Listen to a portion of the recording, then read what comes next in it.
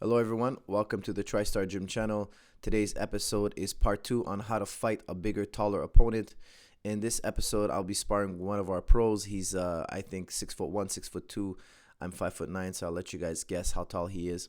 Now, when I say I want to how to fight a bigger, taller opponent, I'm talking about not somebody in your weight class that's taller than you. I'm talking about somebody who's bigger, stronger, just has a greater weight than you. Now, in the last video I did, a lot of people were telling me, hey coach, why didn't you just bring the guy out in the corner and just beat him up, cut the ring off on him. And because in the first video I talked about moving, use all the space you have, move around, get the bigger man to chase you. If you haven't seen the first episode, please go check it out. I'll try to put the link in this video. Now, the first episode I went over a couple of key concepts, and one of them was moving around, how to move around. And some of you were like, coach, a taller guy, you got to just bring him up against the ropes, up against the fence, and just beat him up. That may be so when he's just taller than you, but if he's also bigger and stronger than you, it's going to be hard to corral him all the way to the fence because he has the power advantage. I'm assuming that the bigger, taller guy, and for the most part, most of the time, has the power advantage. Okay, so I'm going to be implementing my strategy, which is move around, circle out, keep the guy moving, don't clinch with a taller man.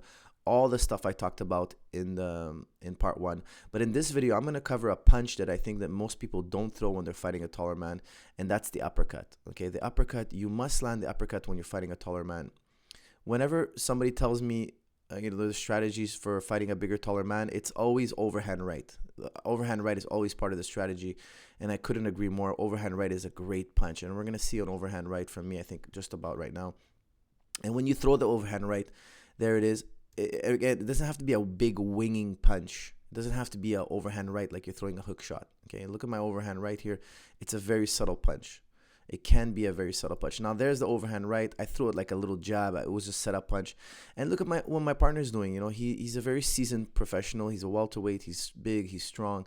He knows exactly what to do against the overhand right. And look what he does. He buries his chin and blocks my overhand right like a lot of tall guys do.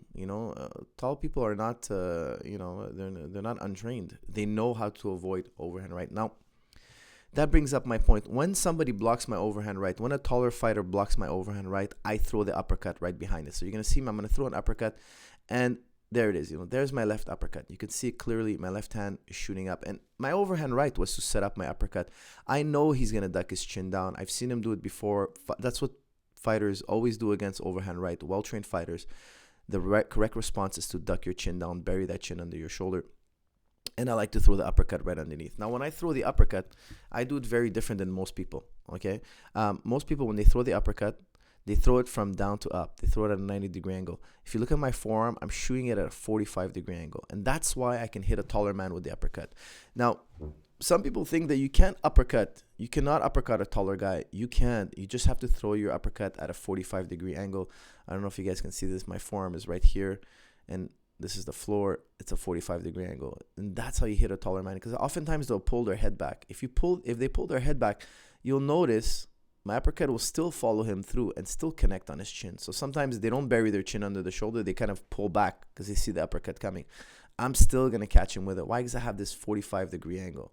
Now, if I were to shoot my uppercut like most people do from the ground to the ceiling, I would miss. If he pulls his head back here, okay, if his head just was over here, now he saw the uppercut coming, my uppercut would just go up here and completely miss. Okay, I'm not going to throw a 90-degree uppercut. I'm going to throw a 45-degree uppercut. And I'm going to do this quite often when I fight taller guys. Now, this is just a 3-minute round, and I think I do it 3 or 4 times in this little sparring here. Why? Because I know the tall man is going to avoid my overhand right. That's the Achilles heel to the taller man. The taller man has a problem with the overhand right, and there's a lot of reasons for it. It has to do with the angle. There's some good explanations why taller people get hit with overhand rights, and I agree with them, because they have to look down at their opponent. They can't really see it as well, and also the angle. The shorter man doesn't have the angle to jab as much as he has to throw the overhand right. It's easier to cross the distance with the overhand right. Now, when I throw the overhand right, a seasoned fighter will block it. Now, you see, there is a partial overhand right here, and there's going to be some nicer ones to see in a little bit here, but watch. I'm going to throw the overhand right, but when I throw it, I don't throw it like I'm throwing a hook shot. I throw it like I'm throwing a little jab. See, it's just a little shot. Why? Because if you throw it, if you wing it like you're throwing a pitch, he will counter you, and you will get tired, and he will he'll just get out of the way, and you'll compromise your balance. Now look here, you look at my left hand, it's already down. Why is it down? Because I wasn't really throwing an overhand right. That was just a setup shot. I was really throwing a left, and here's the left. There it is, that 45-degree angle. And this one, he actually ducked down into it a little bit. So when I throw my overhand right, it's a decoy, and sometimes it's not. Who knows what I'm going to do? I don't even know what I'm going to do. I kind of feel it. And there's another little combo right there, you see? I know that he needs to move away from my right hand. I know that, because if he jabs, my overhand right is more powerful than his jab. So as I throw my overhand right, look, I already loaded my left. See that? The left is coming. It's like if I was punching with both hands at the same time. And here comes the left again. 45-degree angle. Look at my forearm. Nice little 45-degree angle. Very hard for the taller man to hide from this combination.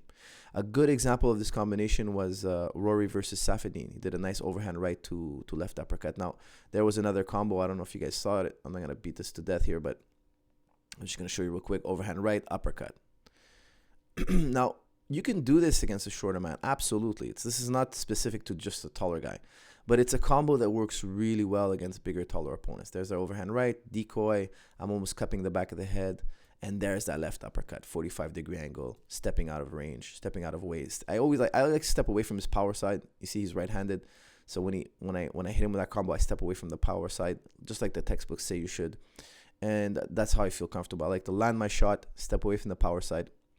And, it's one of many things I like to do against taller guys. And in the first video, I cover a bunch of stuff in the first video. Please make sure to check out the first video. There's a couple more concepts. And that brings us to the end, again, of another video. I hope you guys enjoyed that. Please to make sure to like, share, and comment like you always do. I always appreciate it. And if you guys like these type of tip videos, I will continue to make them. I prefer doing tip videos when it comes to striking, because a lot of you guys already know the mechanics, and even in these videos I can cover mechanics, but there's a lot more to striking than mechanics. It's mostly about strategies, timing, and fight IQ. So I will be covering more videos like this in the future. If you guys are enjoying them, I will make sure to make more. Thank you very much, and I'll see you in the next episode.